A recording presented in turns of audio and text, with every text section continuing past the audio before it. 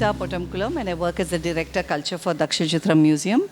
Some of the faces here are familiar, you have come. I'm very happy to again warmly welcome Professor Sivanandam, Professor Rajan and Mr. Yatish. Very happy to also have an alumni of Dakshina Chitra, Ms. Deepika, who did her internship here and then who's now back here with the students. I would also like to warmly welcome members of the media fraternity who are here. So I just give a short background of our eminent chief guest today. Professor K. Rajan is an academic and research advisor of the Government of Tamil Nadu's Institute of Archaeology and Museology. Professor Rajan's name has been in the news recently, all those who follow archaeology very closely. He's the archaeologist behind Tamil Nadu's recent discovery of the Iron Age, dated to 5,300 years ago. And this, of course, has really become a very important path-breaking discovery.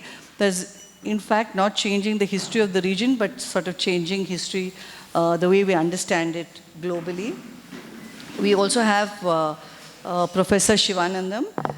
He has been instrumental in leading excavations at the Kiradi archaeological site, including the 4th, 5th and the 7th phase. And we are also happy to have Mr. Yatish. So once more, a warm welcome to you. Just give you a short background of Dakshina Chitra. We are now 28 years old, and we started off as an architecture museum with a focus also on craft as well as on folk. But now we are constantly thinking about the community that we serve. And as a museum, what are the exhibitions, talks, lectures, various things that we do in order that we serve the community better. So part of the reason of me approaching Mr. Sivanandam is that because, of course, one of the things that we already know is archaeology is now from a fringe subject. It's become something that almost every lay person in Tamil Nadu is very interested in. And I knew that this will have a resonance with a lot of our visitors. We get most of our visitors from Tamil Nadu. We get some visitors from South, and then India, and of course abroad. So we're very happy that we're also able to present it in a bilingual fashion. And another small innovation that we did in this exhibition is usually, museums say don't touch. But we created small things where people can come, touch. These are all ways in which we hope to make history more close and accessible to a range of people. We get a wide range of demographic. We get students of all types. We get families. We get, of course, scholars. We get musicians. We get artists. We get, people from the IT industry. So that's a very interesting thing about Dakshina Chitra, that anytime we do an exhibition, it's truly a wide range of demographic that we get. And of course, another thing is our exhibitions are no longer short. Our exhibitions, we hold it for at least 2.5, 3 months, so that we're able to do many things. In fact, we've also designed a lesson plan for students. So we take an exhibition and then we look at the various demographics which come, and we also devise lesson plans for them, so that ways in which to have people not just view it and go, but also engage with the material. So I really need to thank Mr. Sivanandam for agreeing immediately and making the process very, very smooth for us. So thank you, sir, for this. With this, I'd like to invite Professor Sivanandam to say a few words, and then Professor Rajan to give us a talk. Thank you.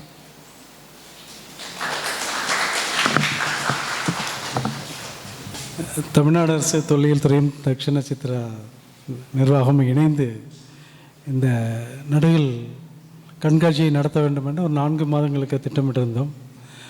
ஒரு குறுகிய காலகட்டமாக இருந்தாலும் அது சிறப்பாக நடைபெற வேண்டும் என்று நினைத்திருந்தோம். ஆனால் இங்கே காட்சிப்படுத்துகின்ற அந்த காட்சி அமைப்பானது நம்ம இந்த நடுகள் வைக்கின்ற வழக்கம் எப்படி இருக்கும் என்பதை கண்முன்னே எடுத்துக்காட்டி, அது ஆய்வாளர்களுக்கு மட்டுமல்ல, மாணவர்களும் பொதுமக்களும் அறிந்து கொள்ளும் வகையில், எளிதாக அறிந்து கொள்ளும் வகையில் காட்சி எடுத்திருக்கிறார். அதனால் இந்த கண்காட்சியினை 2 துறையும் இணைந்து செய்வதற்கான ஒரு வாய்ப்புகள் கிடைத்திருக்கு. அதற்கு அவர்களுக்கு, அவரோட நிர்வாகத்திற்கும் அவர்களுக்கும் எனது மனமார்ந்த நன்றிகளையும் வாழ்த்துக்களையும் தெரிவித்துக் கொள்கிறேன். இந்த கண்காட்சியினை திறந்து வைப்பதற்காக வந்துள்ள பேராசிரியர் ராஜன் அவர்களையும் உங்கள் சார்பாக வருக கொண்டு வரவேற்கணும். தொல்லியல் துறையின் துணை இயக்குநராக இருக்கின்ற நமது யதீஷ்குமார் அவர்களையும் மாணவர்களாகிய கண்மணிகளையும் உங்களையும் வருவரென்று வரவேற்று இந்த நிகழ்ச்சிகளை உங்களிடம் கிடந்து நானும் பேராசிரியருடைய பேச்சை கேட்பதற்கு வந்துள்ளேன். அவர்களை வருவரென்று வரவேற்று விடைபெறுகிறேன். நன்றி, வணக்கம். Thank you. Thank you very much for giving this great opportunity of inaugurating this exhibition on memorial stones. When I started my career as my PhD program, at that time, subsequently, our continuous exploration. At that time, Dr. Pungundan was the archaeological officer and later on became a registering officer of Coimbatore district. So I used to go daily to the office. At the time only he told me, why can't you take your archaeological exploration? Just it is my career, beginning of my career.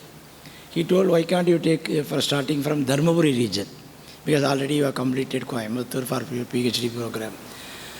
So I started, first my program has started in Dharmaburi district as a lecturer in the Department of Archaeology, Tamil University. So during the course of my, that is 1989, so I started exploring the entire Dharmaburi region. Then subsequently when Dr. Kesavaraj is working on Karnataka memorial stones in Mysore University. Since I was a student of Mysore University, so I had a contact with him, and he also has given enough information about that for comparative study between Tamil Nadu and Karnataka. During the time, Chandrasekhar Reddy is working in Telangana. He has written a book on hero culture. Then we had a contact with, because he was in Srisailam at the time. Telugu University later it became. So these are the people who are really helping, and of course, as usual, all the village people were helping when we are going for the field work. When all that, already Dr. Nagasamy has raised several important questions after reading the inscriptions, particularly memorial stone inscription, very short, very straightforward, and all the information will be available, not like other information given by the state.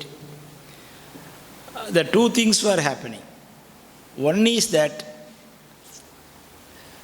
memorial stone is having a Tamil language, and also you are having Vatteluttu script, what you are seeing. Same king, when he issues Mahendravarman or the Veli Pallava, first they were given, all the inscriptions are in Prakrit, then it became Sanskrit and Pallava Grantha also.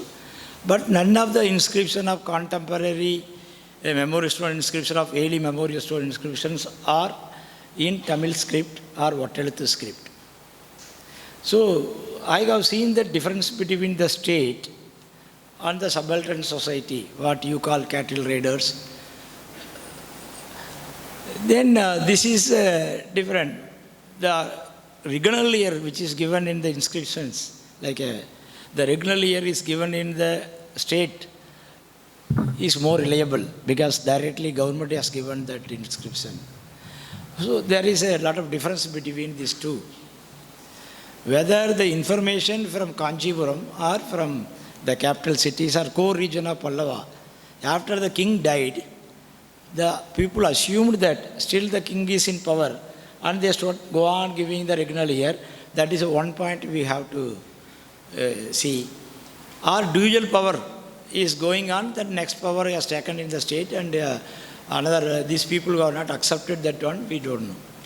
But really that is created a big issue that actually Dr. Nagasamy has raised it, and Dr. Naranakashi and Dr. Pungundan and all, they have discussed about it. And second thing is that the state formation. Arasuruvakam, normally they call it. When the state is for receiving in that area of Thondai Mandalam, what we popularly call Pallava region, up to Kaveri. Beyond Kaveri, we are having little kingdoms like Kodumbalur, Velir and Muttayars, all other people were there.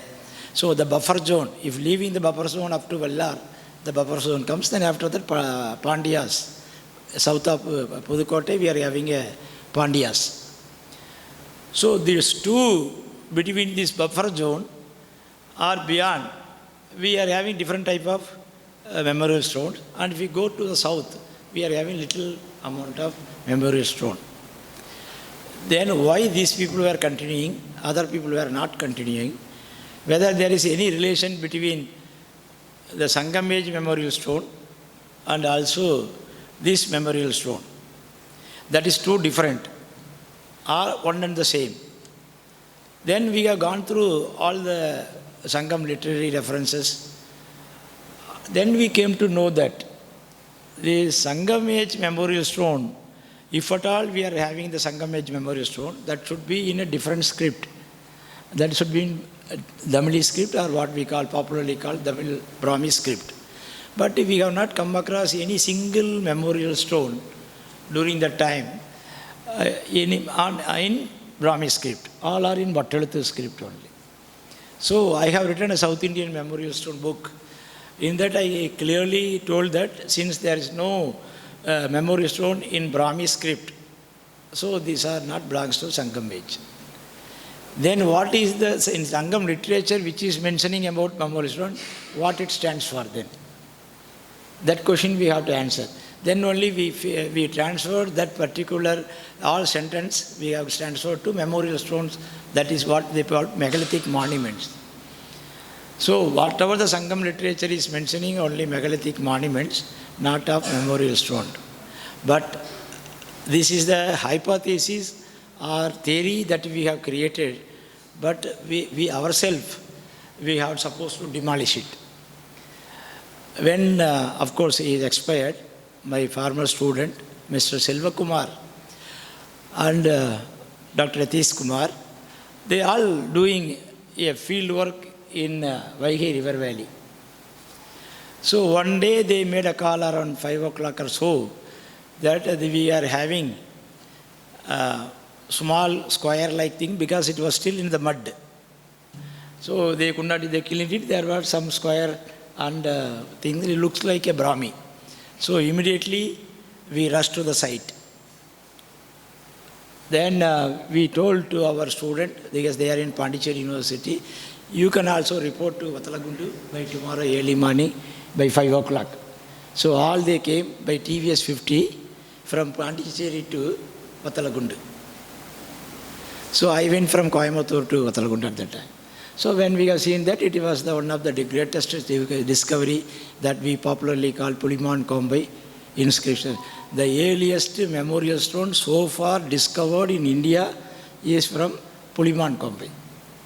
The earliest inscription not having any mixture of Prakrit or Tamilized Prakrit, what we are having in other the Brahmi inscription, that is the pure Tamil that has written all these words. And this created an issue, how to date it. I made a call to Airavada Mahadevan from the field directly. Sir, I got a memorial stone. It is reading is like this one. I said, no, I am starting now. He was telling, no, I am starting, I am coming there. He said, no, there is issue. Now locally the people started worshipping. I want to lift this memorial stone, I want to carry to Tanjavur.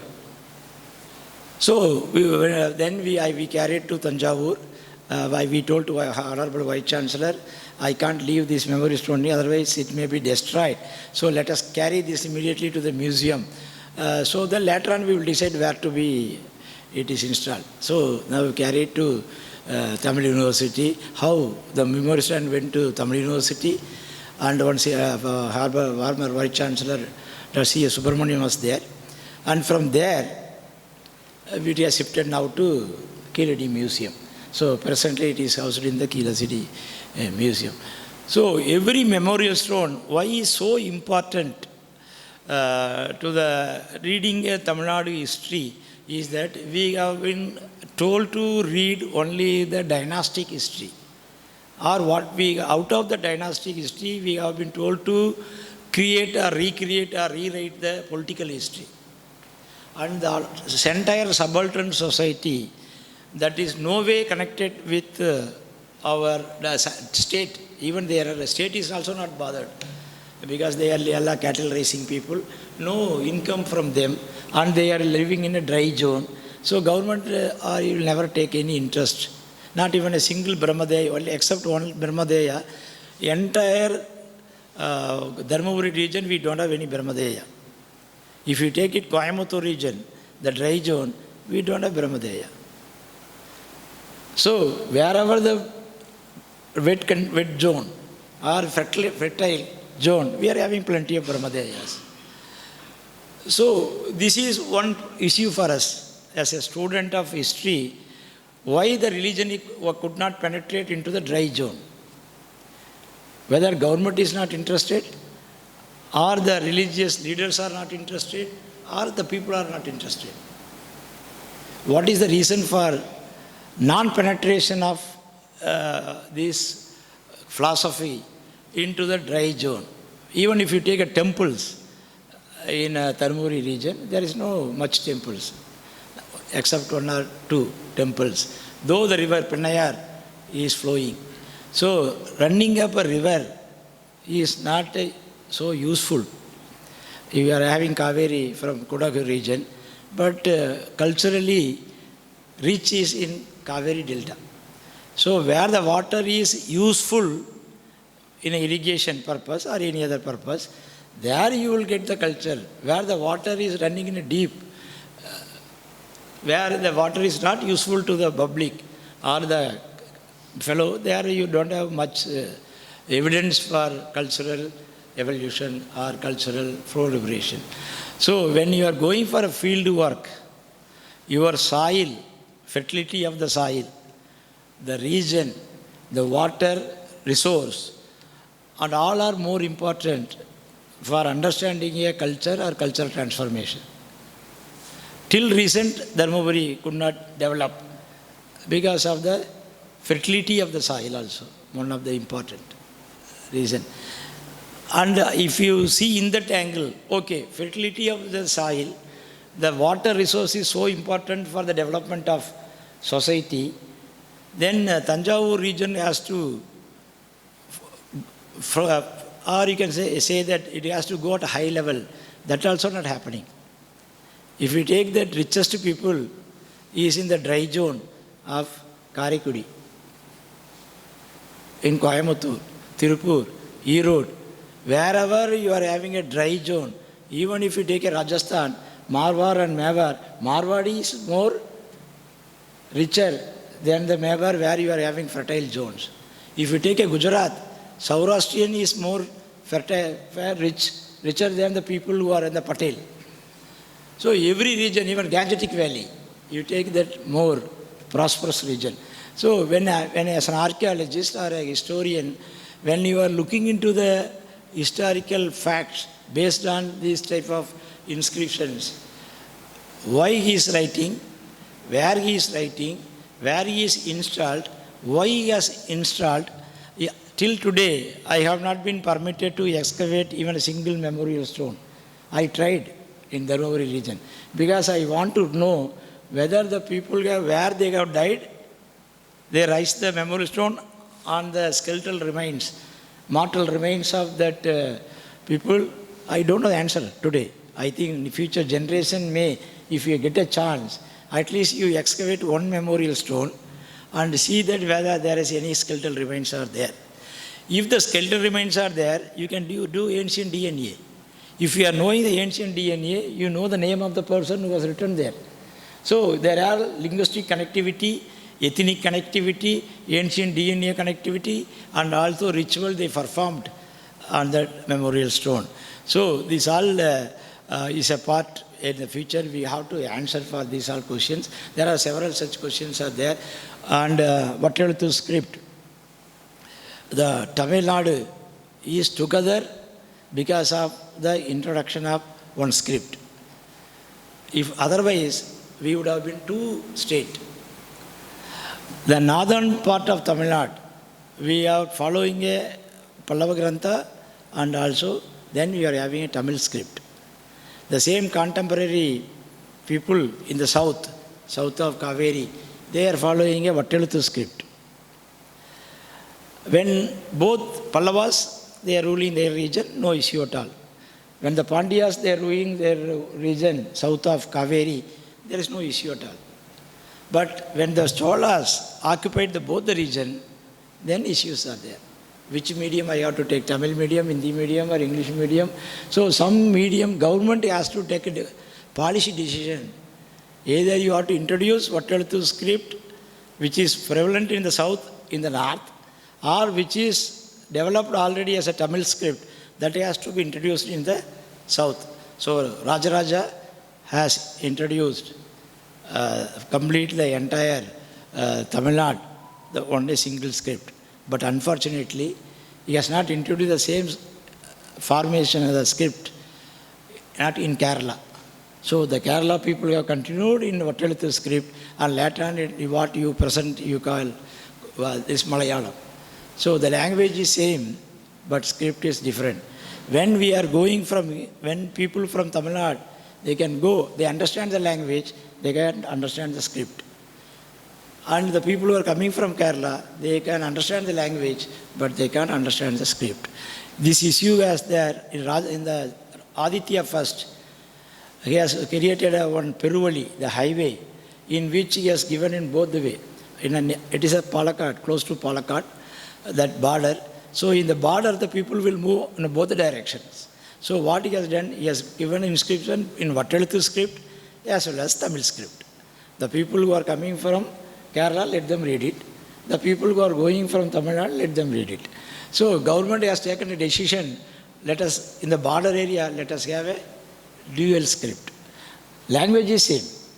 So that way, government also struggled a lot to unite the people from the working and all they want to admission. So these memorial stones were giving a different perception about the history of Tamil Nadu because of the script wise, the language wise, like a Torumetu Pattan, Torugundu Voda Pattan, Torunya Idivithu Pattan. This all, Pattan and all will come.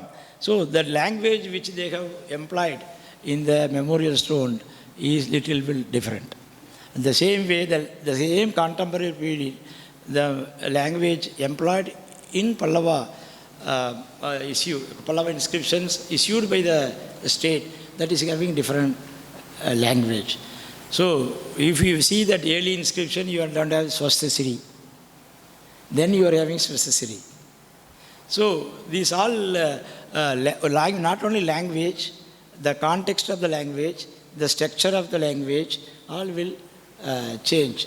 So sometimes it will also implicate or indicate the level of power also. Okay, how ordinary person has become Amma, you must be knowing. So the power increases, you are not permitted to spell out the name. Rajaraja is Arulmozhivarman, then Sivapada Shekaran, then power increases, then he say Rajendra, Rajaraja Udayar, I am the possessor of all. Then still power increases, I am the Rajaraja Devar, I am the God. So if you read that title of a people, then you are king.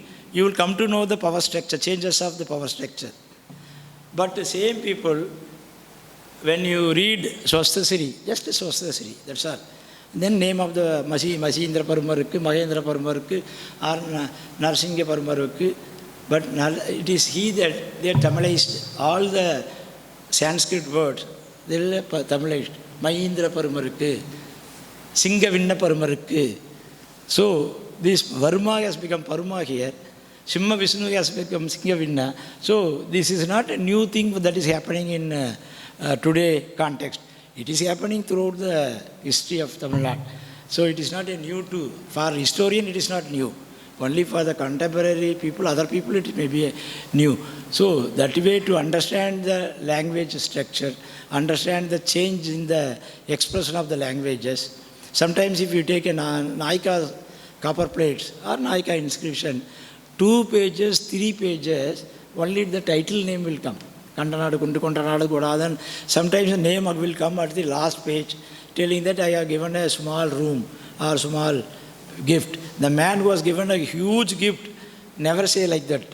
But his title will be 2, 3 pages, 4 pages, because that also indicates that our fellow is losing the power.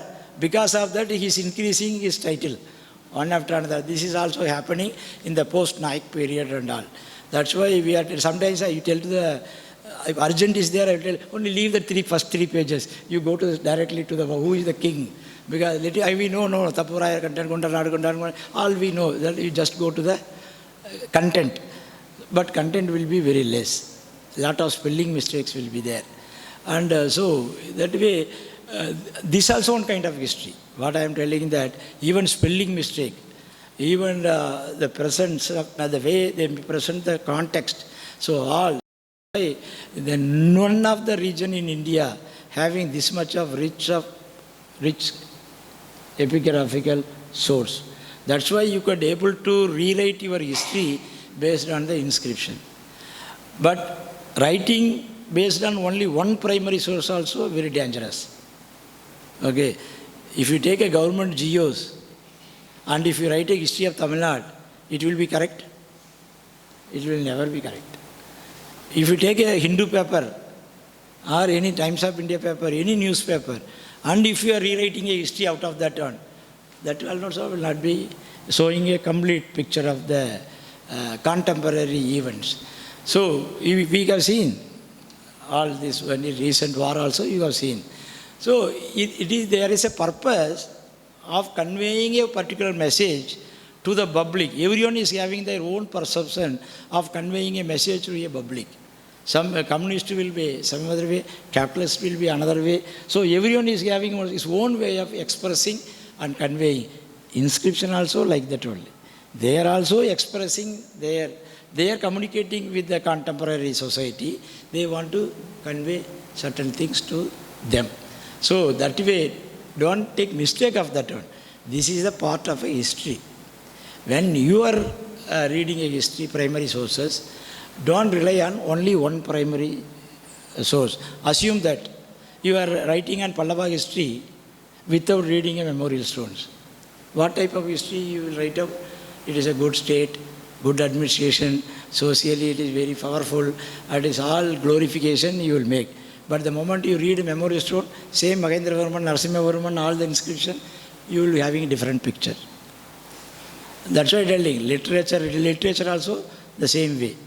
If you take all Tamil Brahmi inscriptions of stone written in a rock shelter, all are speaking of Jainism. No Buddhism in Tamil Nadu at that time. No Saivism in Tamil Nadu or Hinduism in Tamil Nadu. So if you are reading one particular primary source and if you want to paint the entire Tamil Nadu, then you will say that Jainism was flourishing. If you say Sangam literature, no Jainism, no Buddhism, then what you will do? You will give different picture. If you take a coins,